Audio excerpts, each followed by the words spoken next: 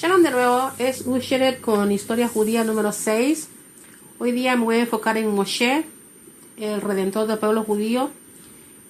En una ironía sin precedentes, Moshe es criado en la casa del enemigo de los judíos.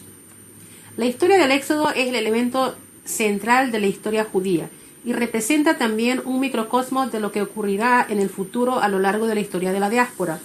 Allí podemos ver los altibajos repetirse una y otra vez, y por lo general, cuanto más alto logran elevarse los judíos, más bajo caen, y luego, en contra de todas las probabilidades, se elevan nuevamente. La historia del Éxodo relata cómo pasan los judíos de una situación buena, como cuando son recibidos en Egipto por el faraón mismo, a una muy mala, como cuando fueron esclavizados, para luego ascender a las más elevadas alturas, a la cúspide de la espiritualidad, cuando Dios mismo los libera de la esclavitud y les entrega la Torá en el monte Sinaí. En el momento que comienza la historia del Éxodo, la familia de 70 miembros que llegó a Egipto en los tiempos de Yosef se había convertido en una nación de unos 3 millones de personas. El rápido y sobrenatural crecimiento de la población judía puso nerviosos a los egipcios. Son demasiados, podrían levantarse en nuestra contra, pensaban ellos. Y el faraón, por lo tanto, publicó un decreto genocida: matar a todos los niños judíos. Este también es un patrón antisemita clásico. El judío en la diáspora siempre es leal al país que lo hospeda y, sin embargo, nunca puede escapar a la infundada sospecha de traición. En esa época nació Moshe.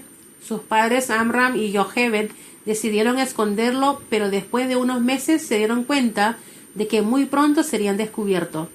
Entonces su madre, para salvarlo, lo puso en una canasta a prueba de agua y la escondió entre los juncos del Nilo.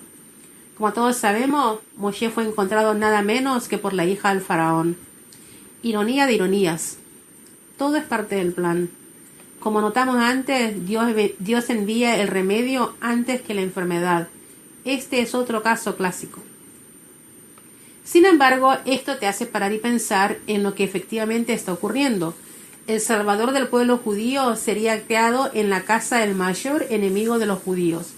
El único equivalente, a mi criterio moderno, sería que alguien que está destinado a derrocar a Alemania nazi fuese creado como el nieto adoptivo de Adolf Hitler. Esto es lo que pasó aquí. Te podrás dar cuenta lo alocada que es esta historia si la imaginas en un contexto actual. Por cierto, ¿quién es el faraón de esta historia? Los eventos del Éxodo ocurrieron alrededor de 1314 a 1313 antes de la era común. Si traducimos la cronología judía al calendario cristiano que el mundo utiliza actualmente. Pero eso puede ser engañoso. ¿Por qué? Porque las cronologías egipcias que utilizamos actualmente en la historia fueron calculadas tan solo en los últimos siglos por estudiosos que trataron de estimar los años en que reinaron los reyes de Egipto y Asiria, Babilonia, dos de los imperios más antiguos del mundo. Estas estimaciones tienen muchas conjeturas involucradas, y si abrís cualquier libro que trate sobre el antiguo Egipto, te darás cuenta que hay muchas opiniones diferentes sobre cuándo reinaron los diferentes faraones. Por lo general, los faraones asociados con el Éxodo son Seti y Ramsés, un período llamado el Nuevo Reinado, entre 1550 a 1050. Ramsés II fue sin lugar a duda el constructor más grande de ese tiempo. Y es interesante notar que la Torá dice que los esclavos judíos construyeron las ciudades de Pitom y Ramsés. Esto lo pueden verificar en Shemot 1:11. Por supuesto, construir esas ciudades les llevó 116 años, lo cual cubre el reinado de más de un faraón. Una equivocación común es que los judíos construyeron las pirámides, pero como ya mencionamos, estas fueron construidas miles de años antes. Ahora, lo que es fascinante es que después de Ramsés hubo en Egipto un periodo de caos, lo cual es sabido en base a los registros existentes.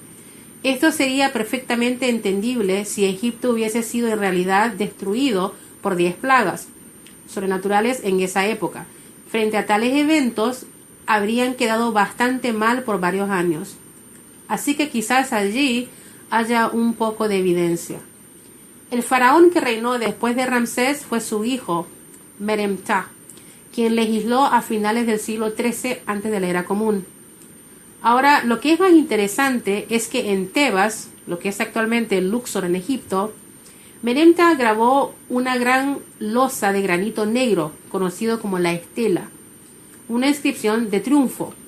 Conocida como la estela de Meremtah, contiene el registro de su campaña militar, incluyendo el área del Canaán, Sinaí e Israel. Y esta es la primera mención en la historia humana sobre Israel fuera de la Torá. Estamos hablando de algo que tiene alrededor de 3.200 años, y esto correspondería en la cronología judía a un poco después de la historia del Éxodo. ¿Qué es lo que dice la estela? Dice: Israel es una viuda, su semilla ya no está más. O sea, hemos destruido al pueblo judío. Se fueron, lo cual significa que, 1. Los antiguos egipcios mentían cuando registraban acontecimientos. Los judíos existen hoy 3.200 años después. No solo que no destruyeron a los judíos, sino que ellos son los que ya no existen. Esto no debería sorprendernos, ya que los pueblos antiguos son conocidos por mentir en sus registros oficiales. La historia objetiva no existía hace 3.000 años. Los pocos eventos que fueron registrados fueron a menudo muy exagerados y eran registrados solo para glorificar los logros del gobernador del país. Las inscripciones egipcias de las batallas muestran al faraón como un ser más grande que la vida misma, que masacraba a sus enemigos. Siempre se le ve victorioso y nunca aparecen egipcios muertos. Las pérdidas, fallas e imperfecciones nunca fueron registradas por ningún pueblo antiguo. Un buen ejemplo de esta subjetividad se puede ver en el relieve de Laquis, o sea, las inscripciones en el Museo Británico de Londres, sacados del palacio del emperador asirio Sennacherib. Esos relieves plasman el sitio y la captura de la ciudad de Laquis en Israel hace 2.700 años. La caída de la ciudad está descrita junto a la matanza o captura y exilio de los sobrevivientes, aunque en ninguna parte de la inscripción se puede encontrar la muerte de algún soldado asirio. Esto es típico de las inscripciones antiguas. Al igual que en la historia de Yehudá y Tamar, vemos otro ejemplo de la objetividad única de la Torá. Habían entrado en la tierra prometida. Tenemos referencias concretas de un pueblo llamado Israel en los registros de otro país. Eso es una pieza arqueológica muy importante. Moshe creció como el nieto del faraón, quien era entonces, independiente de quién haya sido, el ser humano más poderoso de la tierra al ser el legislador de la nación más poderosa. Moshe fácilmente podría haberse asimilado por completo y haberse transformado en un niño consentido egipcio, pero la hija del faraón había contratado a la propia madre de Moshe para que fuese su niñera, y por eso nunca perdió la conexión ni el compromiso con su pueblo. Por consiguiente, no es ninguna sorpresa que cuando vio a un capataz egipcio golpear a un judío, no haya podido tolerarlo y haya matado al capataz. Luego de eso, algunos judíos lo delataron, lo cual representa otro caso clásico que se repite a lo largo de la historia judía. Judíos delatando a otros judíos. Y Moshe se vio obligado a escapar por su vida. Eventualmente terminó en la tierra de Midian, que está ubicada frente a la península del Sinaí. Allí conoció a Yitro, un sacerdote exiliado que tenía muchas hijas. Una de las hijas de Yitro era Sípora, que se convirtió en la esposa de Moshe. Ellos tuvieron 2 hijos, Gershon y Eliezer, sobre los que no escuchamos mucho, y Moshe se convirtió en pastor. En este sentido, Moshe siguió el ejemplo de otros grandes líderes del pueblo judío, como Abraham, Isaac y Jacob, y sus 12 hijos, quienes también fueron pastores. Entonces tenemos que preguntarnos, ¿por qué tantos líderes judíos fueron pastores? Si alguna vez viste a los pastores trabajando, te habrás advertido que la mayoría del tiempo ellos están sentados sin hacer nada más que soñar despiertos. Un pastor tiene mucho tiempo para pensar, lo cual es un prerequisito indispensable para ser profeta.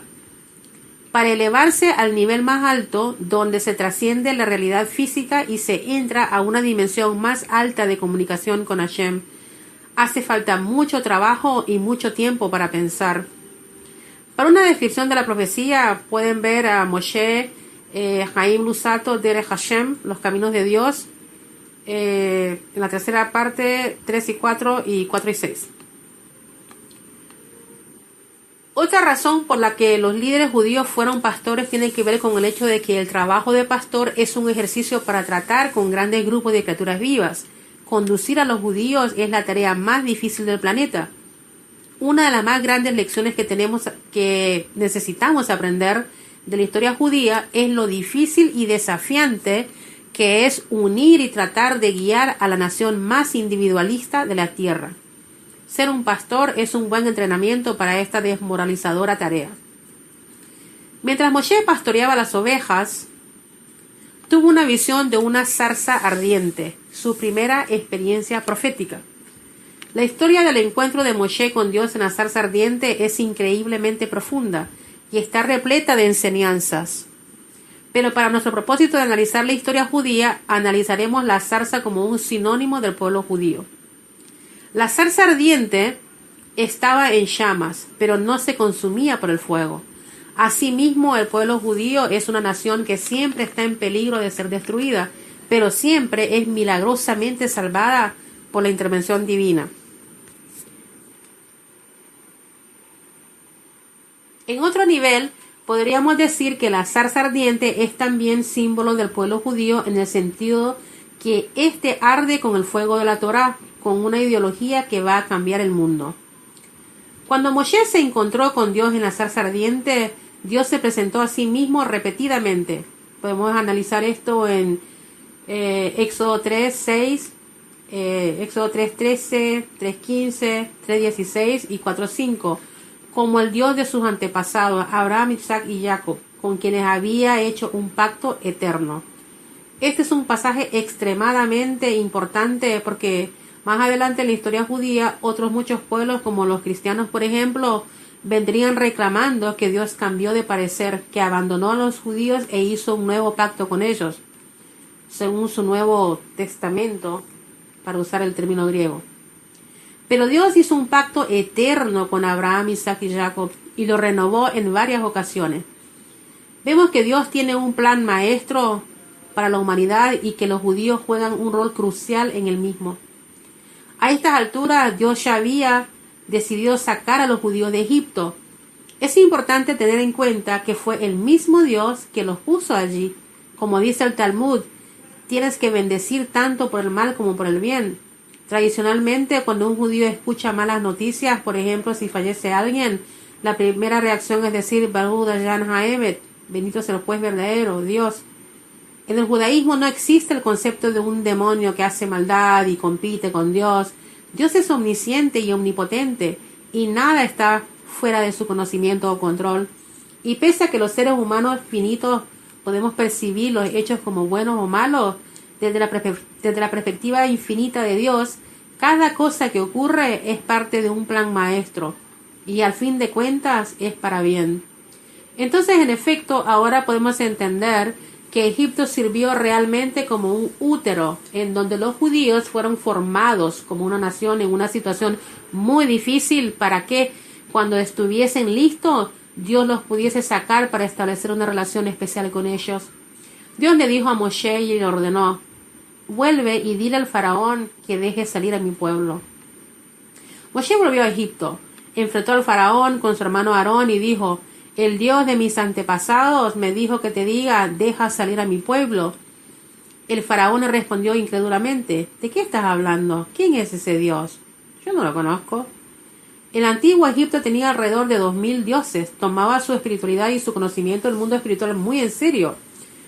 Como el faraón no tenía una computadora para realizar una búsqueda de Dios en Google, podés imaginar a los sacerdotes egipcios revisando su lista de los diferentes dioses sin poder encontrar al Dios que Moshe estaba invocando. La idea de un Dios único, infinito y todopoderoso era incomprensible para los antiguos pueblos politeístas simplemente no encajaba con su visión fragmentada del mundo. Dado que el faraón se rehusaba a escuchar, ¿qué fue lo que hizo Moshe? Bueno, le dijo a Aarón que tomase su bastón y lo arrojase al piso, luego de lo cual el bastón se convirtió en una serpiente. Si alguien hiciera algo similar hoy en día, nos impresionaría enormemente. Pero el faraón no estaba impresionado. Sus magos podían hacer lo mismo, a pesar de que el bastón de Aarón se comió a continuación a los otros bastones. Es muy importante destacar que el mundo antiguo entendía la espiritualidad de una forma que hoy ni siquiera podemos imaginar. Hoy tenemos un nivel espiritual mucho menor. Hablamos sobre magia, pero para nosotros es una ilusión, no una manipulación real de las fuerzas de la naturaleza como ellos la podían usar. La existencia de una realidad física y de una realidad espiritual es una idea fundamental del judaísmo. Puedes trascender de lo físico hacia lo espiritual, puedes utilizar lo espiritual para manipular lo físico, y puedes hacerlo por medio de las fuerzas de la oscuridad, impureza o de la luz. Los egipcios, que espiritualmente eran muy sofisticados, eran capaces de acceder a esa fuerza de oscuridad, impureza, y sabían cómo convertir un bastón en una serpiente. Así que no estaban impresionados por lo que Moshe había hecho. Pero Moshe estaba recién empezando. Luego de que las plagas golpearon a Egipto, sangre, piojos, ranas, etc., la devastación se extendió por un año más. Esto lo vemos en el Talmud, en Ediot 2.10. Cada plaga fue un milagro revelado, ya que cada una representaba una fantástica manipulación de la naturaleza. Las leyes de la naturaleza fueron desafiadas para ayudar a los judíos. Los milagros revelados fueron una parte importante de los comienzos de la historia judía. Después de la destrucción del primer templo cesaron. Sin embargo, los judíos seguramente no hubiesen podido sobrevivir tanto tiempo sin continuos milagros ocultos. Cuando examinamos las plagas, la pregunta obvia que debemos hacer es ¿por qué? ¿Por qué Hashem eligió liberar al pueblo judío por medio de este tan largo y elaborado proceso de un año? Si Dios, que es todopoderoso, hubiera querido, hubiese hecho que todos los egipcios muriesen en el primer encuentro con Moshe, o los podría haber congelado en el lugar, y los judíos hubieran empacado y escapado en 5 minutos. Para explicar por qué tuvieron que ocurrir las 10 plagas, primero necesitamos explicar la visión judía de los milagros en general. El primer punto en el que debemos enfocarnos es que toda la existencia, todos los procesos del universo físico son un milagro. Nos hemos acostumbrado tanto a esto en nuestras vidas cotidianas que simplemente no nos damos cuenta. El judaísmo sostiene que la naturaleza no actúa independientemente de Dios. Sin embargo, Dios sí creó leyes en la naturaleza y no le gusta inferir en ellas. Ciertamente, Hashem es capaz de hacer lo que quiera, pero Él no anda jugando con el mundo físico y su funcionamiento. Por esto, la mayoría de los milagros son fenómenos naturales impresionantemente cronometrados. Pero las 10 plagas son una excepción notable a esta regla. Por ejemplo, cayó granizo, que debería haber estado congelado. En llamas hubo una oscuridad tan intensa que nadie podía ver ni moverse. Las cosas que les ocurrían a los egipcios no les ocurrían a los judíos. ¿Por qué? Aquí está la razón. La esencia de la idolatría es la creencia en que cada fuerza de la naturaleza tiene un dios que la controla. En Egipto idolatraban al río Nilo, al dios sol, al dios gato, al dios oveja, etc. Las 10 plagas fueron ideadas por Hashem para romper las leyes de la naturaleza por completo y así demostrar no solo al pueblo judío, sino también a toda la humanidad, en todas las generaciones, que es solo Él quien controla toda la naturaleza y todo en el mundo físico, y que no hay nada fuera de su control. Si examináramos cuidadosamente las 10 plagas, podremos ver con facilidad que cada una fue planeada para mostrar el control de Dios sobre todas las fuerzas de la naturaleza, el agua y la tierra, el fuego y el hielo, los insectos, los reptiles y los mamíferos, la luz y la oscuridad, y finalmente la vida y la muerte. Ahora, ¿tenemos evidencia de las 10 plagas en los registros arqueológicos? Los egipcios seguramente hubieran registrado eventos tan asombrosos. Sin embargo, primero debemos entender que los eventos del Éxodo ocurrieron durante el periodo previo a los historiadores, periódicos o cualquier otro medio de comunicación masivo. Y como mencionamos antes, los eventos que fueron registrados por el antiguo Egipto o por cualquier otra civilización antigua tenían el único propósito de hacer que los egipcios se vieran bien. Ahora combina esta idea con el conocimiento de que hace miles de años se impresionaban mucho menos con los acontecimientos sobrenaturales en comparación a hoy en día, y encontrarás nuestra respuesta.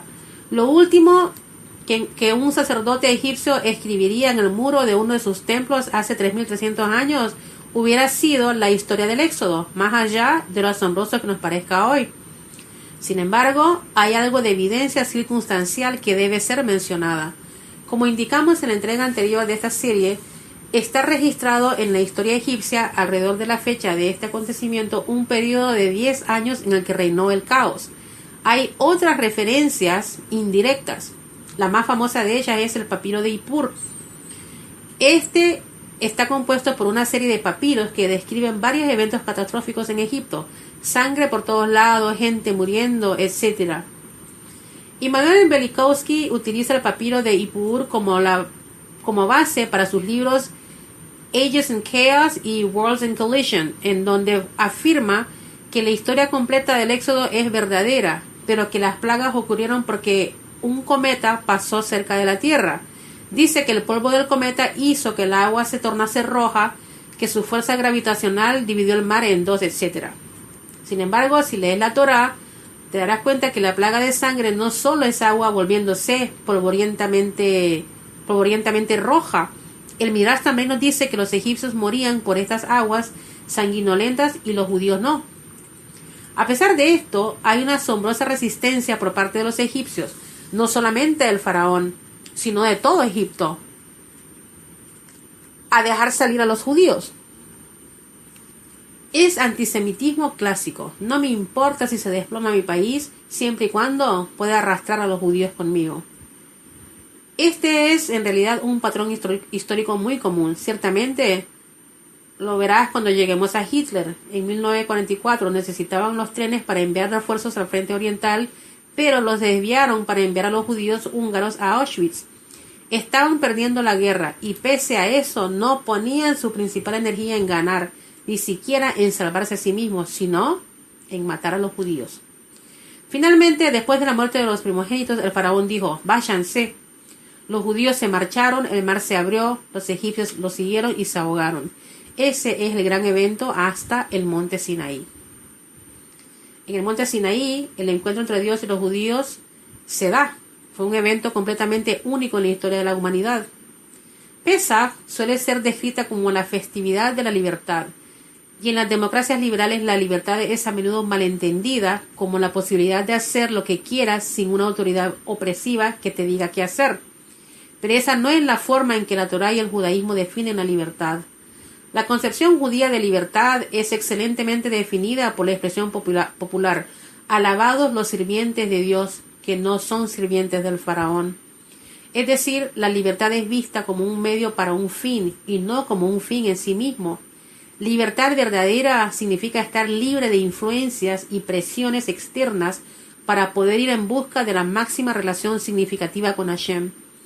En el contexto específico de la historia del Éxodo, esto quiere decir estar libres de una autoridad opresiva para poder pararse frente al monte Sinaí y comprometerse a cierta responsabilidad. ¿Qué ocurrió en el monte Sinaí? Para responder con simpleza, el pueblo judío, todo hombre, mujer y niño, tuvo un encuentro con Dios. Fue un evento completamente único en la historia de la humanidad. La Torá misma relata en Deuteronomio 4:33 que esto nunca ocurrió en otro lugar. Puedes revisar todos los libros de la historia. Nunca encontrarás una historia similar de Dios hablándole a un pueblo entero.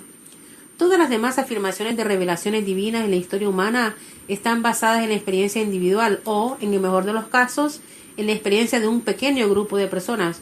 Por ejemplo, el Islam está fundado en la doctrina de Mahoma, quien dijo que Dios le habló en una cueva y le reveló las enseñanzas contenidas en el Corán. La noción de un pueblo entero teniendo un encuentro con Dios es única del judaísmo. Es la única afirmación que no puede ser inventada. Porque, por ejemplo, yo podría decir que anoche tuve una visión y que Dios me habló. Y si soy lo suficientemente carismática y ustedes lo suficientemente crédulos, podrían creer que soy una profeta. Pero yo no puedo convencerlos de que ustedes vieron algo que saben que no vieron. Los judíos hemos respetado la Torá por miles de años, no por milagros u otros fenómenos sobrenaturales de la historia judía, sino porque todos nosotros estuvimos en el monte Sinaí y escuchamos hablar a Hashem, y este acontecimiento fue transmitido de generación en generación. Maimónides, un gran estudioso judío medieval, lo resumió perfectamente cuando escribió: el pueblo judío no creyó en Moshe, nuestro maestro, por los milagros que hizo. Si no creyera en algo por los milagros, podría sospechar que fueron hechos mediante un truco de magia o brujería. Creemos en Moshe por lo que pasó en el monte Sinaí. Nuestros propios ojos vieron, no los de un extraño. Nuestros propios oídos escucharon, no los de otro. La revelación en el Sinaí es la única prueba real de que la profecía de Moshe fue verdadera y que está libre de sospechas. La historia de la supervivencia del pueblo judío es en gran medida la historia de aquello que se denomina Shalshelet HaKabbalah, el proceso de transmisión de la Torá de una generación a otra. En el monte Sinaí, el pueblo judío se convirtió en una nación. De nuevo, este es un evento único que dice mucho sobre el pueblo judío. ¿Qué es único en él? Bueno, consideremos cómo los franceses se convirtieron en los franceses. Se levantaron una mañana y decidieron colectivamente que les gustaba el vino blanco, el queso azul y que iban a hablar francés. No, fue un proceso largo, como con cualquier otra nación. Este proceso involucró a gente viviendo en un área geográfica determinada, por un periodo de tiempo prolongado y desarrollando un idioma y una cultura en común que surgieron de una experiencia histórica compartida. Eventualmente, estas personas desarrollaron una entidad política y un gobierno con un rey a la cabeza y definieron sus límites, izaron una bandera, acuñaron monedas y se autodenominaron Francia. Para los judíos, el proceso de convertirse en nación comenzó fuera de su tierra patria. De hecho, comenzó mientras estaban bajo cautiverio y en las condiciones más adversas que fueron diseñadas especialmente para borrar toda identidad cultural o histórica. Los judíos no se convirtieron en una nación jurándole fidelidad al Estado de Israel. Una banda de esclavos fugitivos se convirtió en una nación estando al pie del monte Sinaí, diciéndole a Dios: haremos y escucharemos, es decir, jurando cumplir los mandamientos de la Torá y entender con el tiempo la misión que los acompaña. Tal como había dicho Abraham, muchas generaciones antes, elijo vivir y, si es necesario, incluso morir por la realidad de la existencia de Dios. Sus descendientes hicieron el mismo juramento. Así es como los judíos nos convertimos en la nación de Israel. Es por esto que decimos que el judaísmo no es solo una religión, es una identidad nacional. Ser judío no es lo mismo que ser cristiano. El cristianismo es exclusivamente una creencia religiosa. Puedes ser inglés, americano, francés y seguir siendo cristiano. No es así para los judíos. De seguro que los judíos pueden convertirse en ciudadanos de los países en los que viven y a menudo se ven y actúan como los demás ciudadanos, pero al mismo tiempo, tanto ellos como el resto de la gente saben que son diferentes. Si eligen negar este hecho, el resto del mundo siempre se lo recordará. Ser judío significa ser parte de un pueblo, una nación distinta, que tiene una tierra, un idioma, una historia y una misión en el mundo. Y lo más importante es que los judíos tienen una relación específica con Dios, que no es solo una identidad religiosa espiritual, es una perspectiva general del mundo, como vivir cada segundo que es única. La identidad nacional judía fue forjada por la experiencia en el monte Sinaí, donde nos comprometimos a una misión y a una forma específica de vida. de acuerdo a los mandamientos de la Torá, que es el libro guía para alcanzar esa misión en un nivel personal y nacional. Después de la revelación original, Moshe pasó 40 días escuchando a Hashem, quien le dictó los 613 mandamientos de la Torá, que están condensados en los 10 mandamientos, y también los detalles para ponerlos en práctica, lo que llamamos ley oral. Nota que lo primero que se entregó fue la ley oral, y que ésta ha estado exclusivamente en manos de los judíos. Los cristianos adoptaron la ley escrita, la Torá y las otras partes de la Biblia hebrea, como parte de sus escrituras, pero la ley oral permaneció únicamente judía. ¿Por qué? ¿Por qué es una ley oral la que nos dice cómo vivir como judíos? No se puede enfatizar lo suficiente cuán importante es la ley oral. Uno no puede vivir como judío sin ella. Este va a ser un punto importante cuando estudiemos a los grupos sectarios del judaísmo más tarde en nuestra historia. La ley escrita fue escrita durante un periodo de 40 años, mientras los judíos vagaban por el desierto y Dios les dictaba a Moshe. Hay mucho material en la Torá que explica lo que ocurriría más adelante durante sus peregrinaciones, por lo que es obvio que esta no fue entregada por adelantado en el monte Sinaí. Si hubiera sido así, no hubiera habido libre elección. A pesar de que la Torá, sea Génesis, Éxodo, Levítico, Números y Deuteronomio, es llamada los 5 libros de Moshe, él no fue el autor. Moshe fue el escriba supremo. Hashem se la dictó. Pero es muy claro, y la Torá lo dice una y otra vez, que Moshe es el único entre los profetas. Y no surgirá profeta en Israel como Moshe, quien conoció a Dios cara a cara. Esto está en Deuteronomio 34:10. La profecía es un proceso mediante el que Dios se comunica directamente con el hombre. No es algo que ocurre porque sí. Alcanzarla significa que una persona es capaz de perfeccionarse a sí misma y trascender a un nivel de realidad espiritual más elevado, y por supuesto, ese nivel depende de la experiencia directa del profeta con el infinito. Casi todos los profetas se dormían o entraban en trance cuando Dios se comunicaba con ellos por medio de una visión que después transformarían en palabras. La profecía de Moshe fue única porque Dios le habló mientras estaba despierto y completamente consciente. Él escuchó a Dios directamente. Y la Torá es considerada un dictado directo, razón por la cual los 5 libros de Moshe tienen una posición única entre todos los libros sagrados del pueblo judío y una autoridad única en el mundo judío. Habiendo aprendido la ley oral con los 10 mandamientos en la mano, Moshe bajó del monte, pero lo que vio lo conmocionó a tal punto que dejó caer las tablas de piedra. Abajo en las faldas del monte, donde unas semanas antes habían estado parados en un encuentro con Hashem, los judíos estaban idolatrando a una estatua, violando directamente la ley que acababan de recibir. En la próxima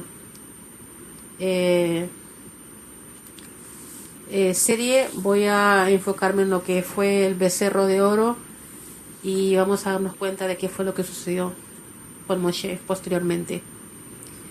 Hashem nos bendiga y que esto sea para bendición de sus vidas.